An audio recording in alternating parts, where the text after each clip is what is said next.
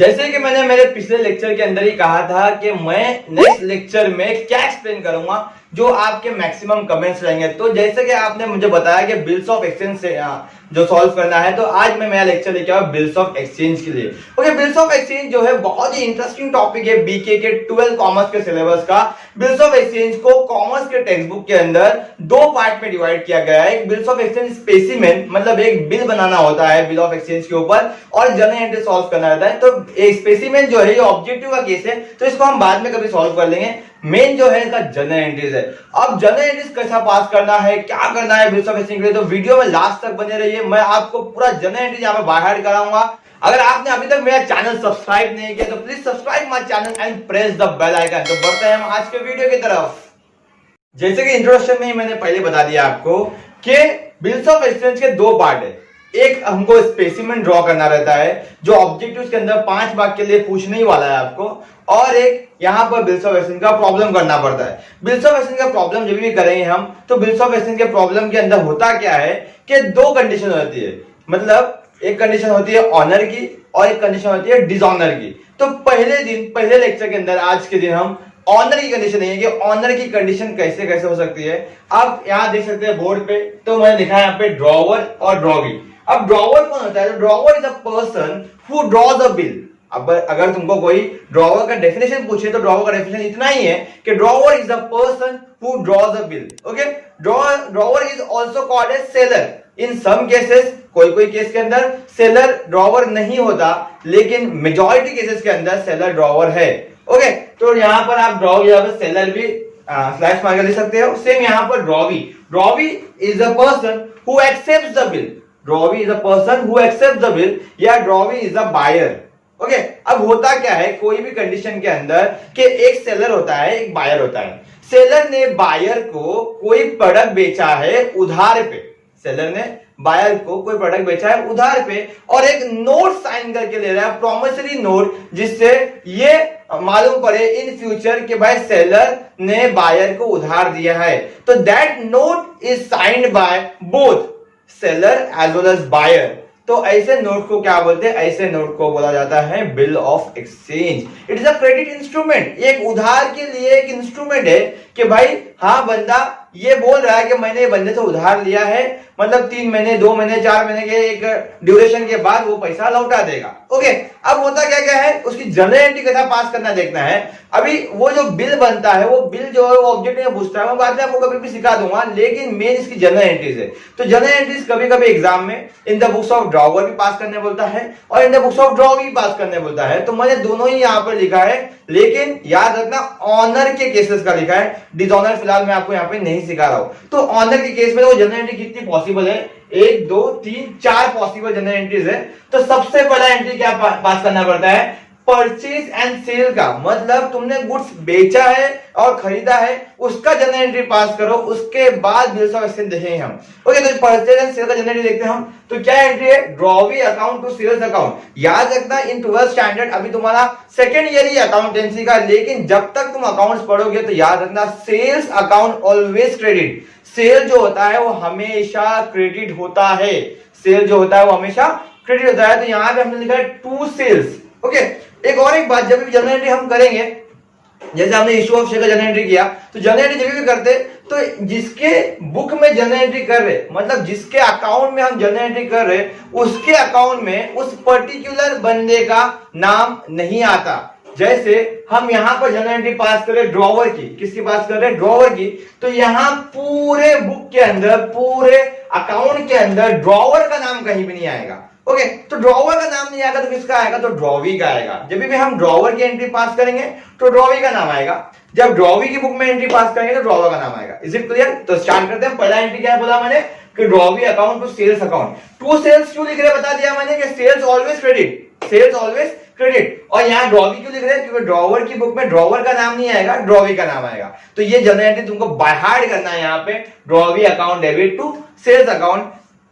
Similarly drawee की book में देखते हैं एंट्री, क्या एंट्री है? उल्टा उसका एंट्री। जैसा सेल्स ऑलवेज क्रेडिट, सेल्स क्या होता है? ऑलवेज क्रेडिट, वैसे ही परचेज अकाउंट ऑलवेज डेबिट। जैसे सेल्स अकाउंट ऑलवेज क्रेडिट, वैसे ही परचेज अकाउंट ऑलवेज डेबिट। तो परचेज जहां भी दिखा है आपको उसको डेबिट में ही लिखना है, तो purchase account debit. Okay, to, अभी टू क्या लिखे हम, पास किधर करें, ड्रॉवी की बुक में, ड्रॉवी की बुक में पास करें तो क्या लिखेंगे हम, ड्रॉवर्स अकाउंट, तो purchase account debit to drawer's account. Is it clear? पहला journal entry drawee account debit to sales account and purchase account debit to drawer's account. यहां मेरे साथ साथ ही आपको एंट्रीज बाहर करना है, क्योंकि नेक्स्ट लेक्चर से मैं प्रॉब्लम स्टार्ट कर दूंगा, तो प्रॉब्लम स्टार्ट करने के बाद तुमको कोई प्रॉब्लम नहीं होना चाहिए, इसलिए जनरल एंट्री बाहर कर लो। Now next entry, second entry is bill drawn and acceptance, कि भाई जैसे गुड्स परचेज या सेल हुआ तो बिल बनाएगा ड्रॉवर, मतलब सेलर जो है वो बिल बना के देगा कि भाई तूने मेरे से गुड्स खरीदा है, प्लीज साइन कर दे। तो बिल बनाने वाला, बिल ड्रॉ करने वाला कौन है, बिल ड्रॉ करने वाला कौन है, ड्रॉवर है, और इसको बिल का पैसा मिलने वाला है, इसको बिल का पैसा मिलने वाला है। तो यहां पर पैसा मिलने वाला है, लिखते हैं बिल्स रिसीवेबल, पैसा आने वाला है, तो bills receivable account debit to, किससे आने वाला है, तो अगेन ड्रॉवर की बुक में ड्रॉवर का नाम नहीं आएगा, तो किसका आएगा, ड्रॉवी का नाम आएगा। Once again I will repeat, जैसे ही गुड्स बेचा तो पैसा आने वाला है, पैसा आने वाला है तो bills receivable account debit to drawee account. Why drawee account, क्योंकि पैसा हम जिसको बेचेंगे गुड्स उससे ही आने वाला, तो टू ड्रॉवी अकाउंट। यहां पर आए थे हम, तो यहां पे क्या लिखेंगे, drawer's account to bills payable account. हम किसको पे कर रहे हैं, ड्रॉवर को पे कर रहे हैं। टू बिल्स पेएबल क्रेडिट, क्यों, क्योंकि पैसा जाने वाला है, पैसा आने वाला है तो असेट है, असेट ऑलवेज डेबिट। देखो पैसा जाने वाला, सॉरी आने वाला है तो असेट है, असेट ऑलवेज डेबिट। वैसे पैसा जाने वाला है तो पैसा जाने वाला है तो लायबिलिटी है, लायबिलिटी है तो वो क्रेडिट होगा। ओके, किसको जा रहा है, तो ड्रॉवर्स अकाउंट में जा रहा है। Is it clear? ये दो एंट्री बहुत इंपॉर्टेंट है, बाहर कर लो साथ ही साथ। ओके, इसके बाद होता क्या है, इसके बाद बिल्स ऑफ एक्सचेंज स्टार्ट होता है कि अभी जितना भी ड्यूरेशन देता है एक ड्रॉवर ड्रॉवी को, फॉर एग्जांपल ड्रॉवी ने ये बोला कि भाई मैं 3 महीने के बाद पैसे दे दूंगा। अब ड्रॉवर ये 3 महीने के बीच में क्या करेगा बिल का, अगर ड्रॉवर के पास बहुत पैसे हैं तो ड्रॉवर क्या करेगा, वो बिल को बाजू में रख देगा या कोई शेल्फ में डाल देगा या लॉकर रूम में डाल देगा, और क्या बोलेगा कि 3 महीने के बाद मैं ड्रॉवी को कॉल करूंगा। Is it clear? समझ में आ रहा मैं क्या बोल रहा हूं, कि अगर ड्रॉवी ने 3 महीने की मोहलत मांगा है ड्रॉवर से, तो ड्रॉवर इस 3 महीने के बीच में क्या करेगा, तो एक तो कंडीशन मैंने बताया कि भाई वो लॉकर रूम में रख देगा, मतलब खुद के पास बिल रख देगा, तो that is our first condition, that is retain, कि खुद के पास बिल रिटेन कर दिया, रख दिया। ओके, नाउ सेकंड कंडीशन, अगर इस बीच उसको पैसे की जरूरत पड़ गई, अगर इस बीच पैसे की जरूरत पड़ गई, तो बिल्स ऑफ एक्सचेंज में क्लियरली लिखा रहता है कि 3 महीने के बाद पैसे देने वाला है, तो 3 महीने के बाद ही वो पैसे देगा, ड्रॉवी उससे पहले नहीं देगा। तो इस बीच अगर पैसे की जरूरत पड़ गई तो ड्रॉवर करेगा क्या, तो ड्रॉवर बैंक को अप्रोच करेगा। ड्रॉवर क्या करेगा, बैंक के पास जाएगा और बोलेगा कि भाई मुझे पैसे उधार चाहिए, मेरे पास एक बिल ऑफ एक्सचेंज है।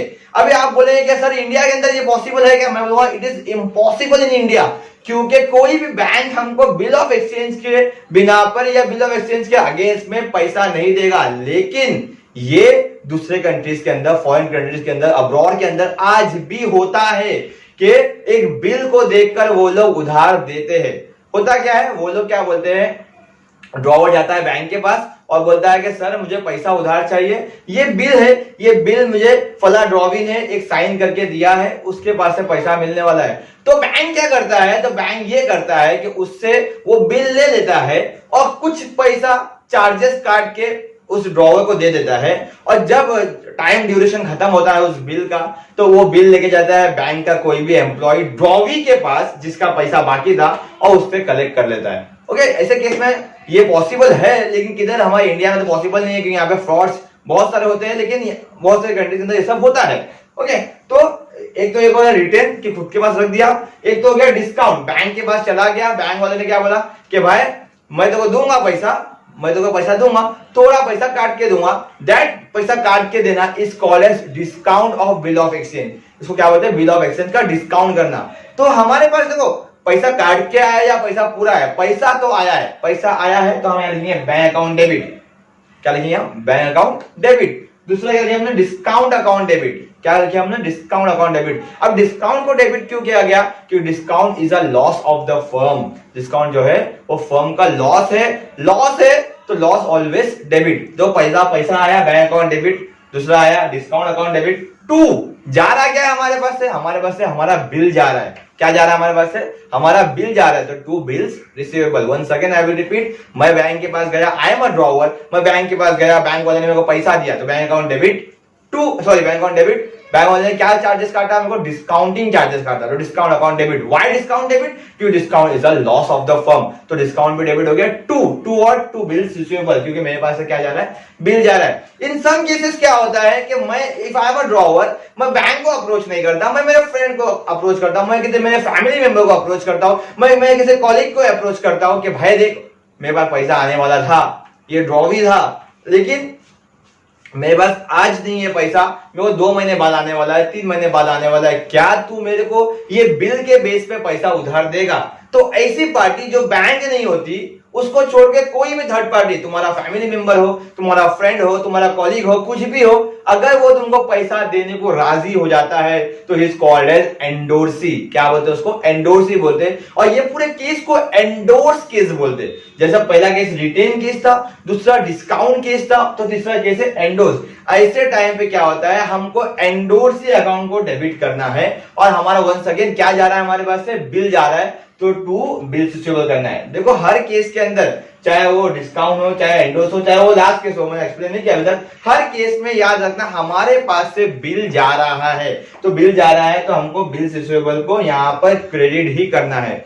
यहाँ पे भी आपको समझ में आ गया। Next that is bank for collection. क्या होता है इन सम केसेस, जब बिल का अमाउंट बहुत बड़ा रहता है, तो हमको इनसिक्योरिटी रहती है ड्रॉवर को कि कहीं मेरा बिल मिसप्लेस ना हो जाए, कहीं मेरा बिल फट ना जाए, कहीं मेरा बिल जल ना जाए, कोई भी ऐसा इनसिक्योरिटी फीलिंग आती है, तो हम क्या करते हैं, हम बैंक का लॉकर रूम लेते हैं। बैंक में जाके बोलते हैं कि भाई ये मेरा बिल है, ये मेरे को लॉकर रूम में रखना है, और आपसे मैं ये निवेदन करता हूं या गुजारिश करता हूं कि रिक्वेस्ट करता हूं कि आप मेरा पैसा मेरे ड्रॉवी से कलेक्ट कर दे। तो बैंक क्या बोलता है ये केसेस के अंदर कि हाँ, आप हमारा जो भी है लॉकर रूम है उसका चार्जेस यहाँ पे पे कर दो, आपको लॉकर रूम मिल जाएगा। ओके, तो अब क्या हो गया, अब ये केस के अंदर बिल मैंने किसको दे दिया, बैंक को दे दिया। किस लिए दे दिया, कलेक्शन के लिए। तो ये केस को बोलते हैं BFC, that is bank for collection. कोई ऐसा बोलता है bill send to bank for collection, बोलता है राइट। ओके, तो बैंक फॉर कलेक्शन के केस के अंदर क्या होता है कि हम क्या लिखते हैं कि बीएफसी अकाउंट डेबिट, कि हमने बीएफसी वाले को बिल दे दिया और टू बिल से वंस अगेन बिल यहां पर गया। अब चारों को मैं वापस रिपीट करता हूं। पहला कंडीशन रिटेन, दूसरा discount, then endorse, then BFC. चारों कंडीशन के अंदर एक बात सिमिलर है, तीनों कंडीशन के अंदर कि भाई हमारे पास से बिल जा रहा है। देखो हमको एंट्रीज बाहर करना है, तो कैसा बाहर करना है कि ये केस हो, ये केस हो, ये केस हो। हमको क्या लगता है, to bill receivable. Once again I will repeat, दोनों चारों में से कोई भी केस हो तो हमको क्या करना है, टू बिल रिसीवेबल। और ऊपर क्या करना है, ऊपर हमको केस के हिसाब से एंट्री मारना है। अगर डिस्काउंट केस है तो 2 एंट्री मारना है, bank account debit, discount account debit. Endorse case है तो एक ही एंट्री मारना है, एंडोर्स अकाउंट डेबिट। और बीएफसी का केस है तो हमको एक ही एंट्री मारना है, बीएफसी अकाउंट डेबिट। देखो क्वेश्चन के अंदर क्लियरली लिखा रहेगा कौन सा केस है, आपको कोई सोचना नहीं है कि बिल रिटेन हुआ है, कि एंडोर्स हुआ है, कि डिस्काउंट हुआ है, कि बीएफसी हो गया। क्वेश्चन के अंदर दिया रहेगा कि bill is send to bank for collection, तो भाई बैंक फॉर कलेक्शन है तो बीएफसी का केस है। बिल इज डिस्काउंटेड है तो ये है बिल एंडोर्स, तो ये है बिल, कुछ भी नहीं बोला है तीनों में से, तो रिटेन है। मतलब हमको सोचना ही नहीं है, हमको क्वेश्चन में क्लियरली दिया रहेगा ये कौन सा केस है। ओके, तो जब भी हम जनरल एंट्री पास करेंगे तो पहले ये 2 एंट्री पास करने के बाद तीसरा एंट्री हमको इसमें से ही कुछ पास करना है। ओके, रिटेन रहा तो एंट्री नहीं पास करना है, अगर बिल डिस्काउंटेड रहा तो ये एंट्री, एंडोर्स आता है ये, बीएफसी आता है ये। अभी आ गए हम इधर। अभी ड्रॉवी क्या करता है, ड्रॉवी अपने बुक में ना ही रिटेन, ना ही डिस्काउंट, ना ही एंडोर्स, ना ही बीएफसी, ये चारों केसेस की एंट्री पास नहीं करता। उसके पीछे रीजन क्या है, क्योंकि ड्रॉवी क्या बोलता है कि मैंने जो बिल साइन किया है वो 3 महीने का है, 4 महीने का है, कोई भी एक पर्टिकुलर डेट का है, उससे पहले ड्रॉवर बिल के साथ कुछ भी करे। ड्रॉवर बिल अपने पास रखे, ड्रॉवर बिल बैंक को दे दे, ड्रॉवर बिल एंडोर्स कर दे, ड्रॉवर बिल बीएफसी को दे दे, ड्रॉवर बिल के साथ कुछ भी करे, मुझे उससे फर्क नहीं पड़ता है, मुझे कोई जनरल एंट्री पास नहीं करनी है। तो ड्रॉवी अपने बुक में यहाँ पर जनरल एंट्री पास नहीं करता है। My dear students, it is a humble request कि भाई जनरल एंट्री याद कर लो। ये एंट्री याद करोगे तो बिल्स ऑफ एक्सचेंज करने में मजा आएगा। Okay, now last one, that is honour. अब क्या होता है कि जैसे 3 महीने की बात हुई थी हमारी कंडीशन एग्जाम्पल के अंदर, के 3 महीने का बिल है, तो 3 महीने का बिल है तो ऑनर होता है बिल। ऑनर होना मतलब बिल का पैसा मिल जाना। बिल का पैसा मिलता है तो अब हम जनरल एंट्री क्या पास करेंगे, तो देखो पहला केस रिटेन केस में बिल हमारे पास था या हमने बिल दे दिया था, तो बिल हमारे पास था। बिल हमारे पास था तो पैसा भी हमको आएगा। देखो one second I will repeat, retain case के अंदर बिल हमारे पास था तो हमने जनरल एंट्री नहीं मारा, लेकिन बिल हमारा है, हमारे पास था तो बिल का पैसा भी हमको आएगा। तो हम लिखेंगे कैश अकाउंट डेबिट। क्या लिखेंगे हम? Cash account debit. पैसा आ रहा है, क्या देंगे हम ड्रॉवी को? बिल दे देंगे भाई, ले पैसा दे दे और बिल दे देते। Cash account debit to bills receivable. Once again दूसरा देखो, डिस्काउंट। डिस्काउंट केस में क्या होता है? डिस्काउंट केस में हमने पैसा पहले ही रिसीव कर लिया था और हमने बिल किसको दे दिया था? बैंक को दे दिया था। अब क्या होगा? अब बैंक पैसा कलेक्ट करेगा। देखो हम एंट्रीज किसके बुक में मार रहे हैं? हम एंट्री मार रहे हैं ड्रॉवर के बुक में। बैंक की बुक में एंट्री मार रहे क्या? नहीं, इसका पैसा जो है वो बैंक को मिलेगा, हमको नहीं मिलेगा। हमको पहले ही मिल चुका था, तो हमको पहले ही मिल चुका था तो अब नहीं मिलेगा, तो अब जनरल एंट्री हम पास नहीं करेंगे। सेम एंडोर्स केस में ऐसी होता है कि एंडोर्स केस के अंदर भी पैसा हमको पहले ही मिल चुका है, अब किसको मिलेगा? अब एंडोर्स को मिलेगा, तो अब हम एंट्री पास नहीं करेंगे। और last one is BFC. BFC क्या था? ये हमारा लॉकर था, हमारा लॉकर था, पैसा हमको ही मिलेगा, पैसा हमको मिलेगा, हमारे अकाउंट में आएगा, हमारे अकाउंट में आएगा तो हमने लिखा बैंक अकाउंट डेबिट टू, कहां से आ रहा है? बीएफसी से आ रहा, तो bank account debit to BFC. Okay, तो समझ गए होंगे कि ऑनर में हमको सिर्फ दो ही बुक का जनरल एंट्री मारना है, मतलब अगर रिटेन कंडीशन रहा तो ही पास करना है एंट्री, और बीएफसी का केस रहा तो ही पास करना है। अगर डिस्काउंट या एंडोर्स रहा तो यहाँ पर ऑनर का एंट्री पास नहीं होता, ऑनर में हमको डैश मारना है या एंट्री पास नहीं करना है। यहाँ पर आए थे हम कि ड्रॉवी का केस है अगर, तो ड्रॉवी के केस में ये चारों में से कोई भी केस हो तो हमको एक ही जनरल एंट्री पास करना है, that is bills payable account debit to cash bank. मतलब ही इज रेडी टू पे अ बिल अमाउंट, किसको भी पे करेगा वो बिल अमाउंट, खाली वो बिल ले लेगा, मतलब बिल मेरा दे दो मेरे को, bills payable account debit to cash bank, और पैसा मुझसे ले लो। Is it clear?